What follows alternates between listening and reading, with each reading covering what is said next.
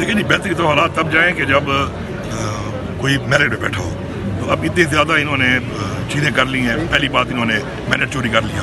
ایک جمہوری ملک کے اندر میرٹ چوری کرنے سے بڑا جرم کوئی نہیں ہے. فالوڈ بائی پھر انہوں نے ناجائز پرچے کاٹے, ٹارچر کیے, لوگوں کو اٹھایا, ان پہ جیلی ایف آئی آریں بے انتہا کی. لیڈرشپ میں بہت سے لوگ اس وقت بھی اپنی جیل میں ہیں. کئیوں کو 40 سال قید ناجائز وہ موجود نہیں تھے دے دی ہے. اور اس طرح ملک میں پھر انہوں نے ترمیمیں کر دی, 26ویں ترمیم, 27ویں ترمیم, عدلیہ کو بھی انہوں نے ہتھکڑیاں لگا لی. اور جتنا بھی انہوں نے ملک میں پورے آئین کو توڑا ہوا ہے, قانون کو توڑا ہوا ہے, اور جتنی انہوں نے چیزیں کر لی ہیں, تو یہ ٹھیک ہونے میں تو ساری بات ٹائم لگے گا. کیونکہ ہم تو اس کے بغیر جب تک ساری چیزیں ریورس نہیں ہوتی ہیں, اور جب تک ملک میں قانون کی بالادستی نہیں ہے. جو خان صاحب کی اصل جنگ ہے وہ تو یہی ہے, جو ہم خان صاحب سے لڑ رہے ہیں ایز اے ورکر, وہ یہی ہے کہ جی قانون کی بالادستی ہو, آئین کی بالادستی ہو, ہیومن رائٹس ہوں اس ملک کے اندر, اور حقیقی جمہوریت ہو, اور حقیقی آزادی ہو. تو وہ سب چیزیں تو ہم نے کرانی ہیں, اور اس میں جتنا بھی ٹائم لگے وہ ہماری نسلوں کے لیے ضروری ہے. اور خان صاحب ہماری نسلوں کی جنگ لڑ رہے ہیں. تو انشاءاللہ امید ہے کہ یہ جو ہمارے مطالبہ ہے خان صاحب کے ہیلتھ کے حوالے سے, اور ڈاکٹر کا جو نے پینل بتایا اس کے حوالے سے, مجھے پوری امید ہے کہ انشاءاللہ اس کے اوپر یہ چیز شو کریں گے کہ باقی تو جو لڑائی ہے چل رہی ہے, لیکن انسانیت کے حوالے سے, اور جو ہیومن رائٹس کے حوالے سے, اور فنڈامنٹل رائٹس کے حوالے سے عمران خان صاحب کا علاج کے لیے جو نقصان ہو گیا ہے وہ تو ہو گیا ہے, اللہ کرے مزید نہ ہو.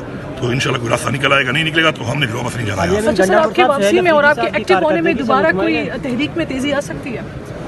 یہ تحریک تو ہماری چل رہی ہے. دیکھیں ہمیں تو جو بھی کال آتی ہے, چونکہ ابھی ہماری ایک پولیٹیکل کمیٹی ہے, وہ ایک اسٹریٹجی بناتی ہے, اور ہمیں جو بھی حکم آ جاتا ہے اس کے مطابق ہمیں چلنا ہوتا ہے. اور اسی طرح ہماری جو خان صاحب نے ذمہ داریاں دی ہوئی ہیں جن کو, وہ جو بھی لائمل دیتے ہیں ہم پابند ہیں اس کے, ہم کرتے ہیں اس کو, اور بھرپور طریقے سے کرتے ہیں. میں بھی چلنے کرتا ہوں کہ ابھی جو 8 فروری کو ہوا ہے, تو انشاءاللہ ڈی خان کا آپ چیک کر لیں, ماشاءاللہ ہمیشہ کی طرح پورے پاکستان میں اچھا ہی ہوگا. کیا کردار ادا کریں گے خان صاحب کی رہائی کے حوالے سے؟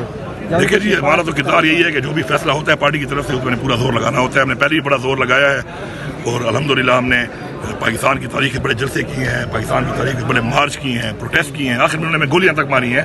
تو ہم نے تو کوئی کسر چھوڑی نہیں ہے, اور آگے بھی ہم لگے رہیں گے. جو بھی پالیسی ہوگی پارٹی کی طرف سے, جو احکامات ہوں گے, حکم ہوگا, جن کو خاص طور سے ذمہ داریاں دی ہوئی ہیں آپ, تو ہم انشاءاللہ اس میں ڈٹ کے کھڑے ہیں اور کھڑے رہیں گے. سر سہیل افریدی صاحب کے ساتھ بیٹھ کے آپ احتجاج کریں گے, تو دھرنے میں بیٹھے رہیں گے ساتھ جب تک عمران خان کا ہم سب کا دھرنا ہے. دیکھیے جی ہم سب کا یہ ایک دھرنا ہے جو اناؤنس ہوا ہے, اور ہم سب کا پورا فرض بنتا ہے اس میں کہ ہم نے بھرپور, ہر بندے نے اپنا پورا رول ادا کرنا ہے.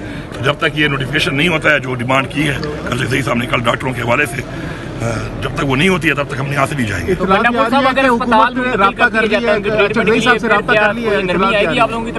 دیکھیے جی اجے صاحب نے کل جو بیان دیا سب نے سنا ہوگا اس کو, ہم بھی وہاں موجود تھے. کل جو فیصلہ ہوا ہے کہ وہ جو ڈاکٹر کا پینل بتایا گیا ہے, اور اس پینل کے ساتھ ساتھ ایک خان صاحب کے اپنے ڈاکٹر جو ہوں گے جو مانیٹر کریں گے ساتھ بیٹھ کر کہ وہ خان صاحب کا پراپر علاج کریں.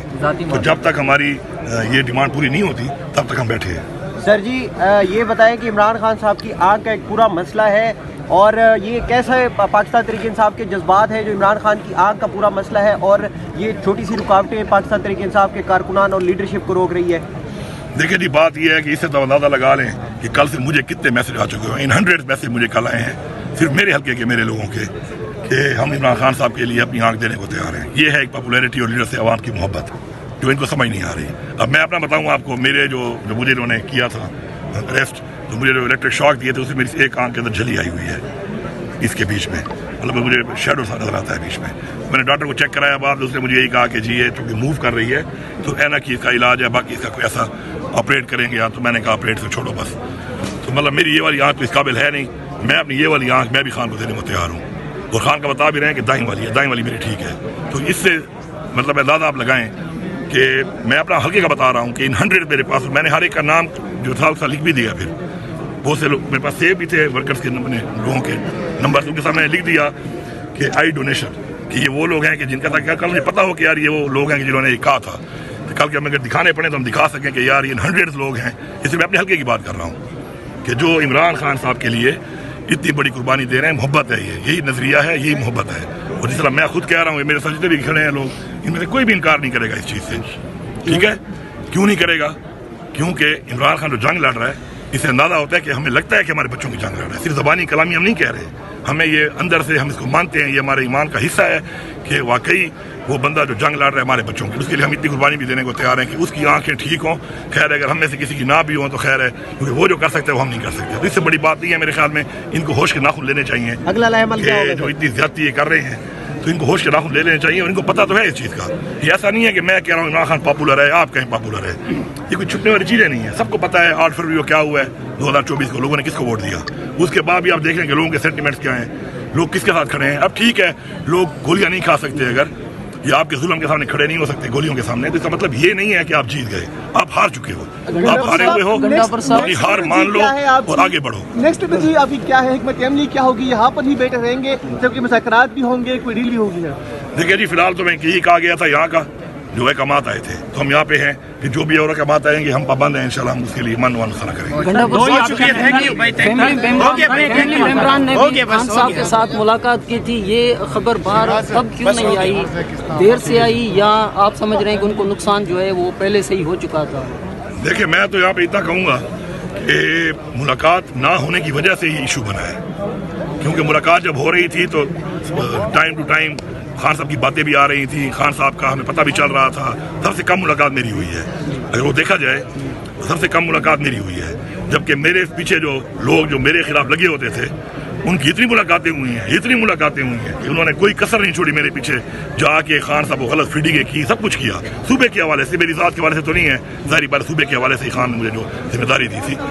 لیکن اب یہ ملاقات جو بند ہوئی ہے اس کے بعد سے کوئی بھی خان صاحب کا جو پتہ نہیں چل رہا تھا, تو یہ چیز بڑھتے بڑھتے یہاں تک پہنچی ہے. تو ملاقاتوں کا سلسلہ اگر رہتا تو ان ٹائم پتہ چلتا اور ان ٹائم ہی ہم کچھ کر لیتے.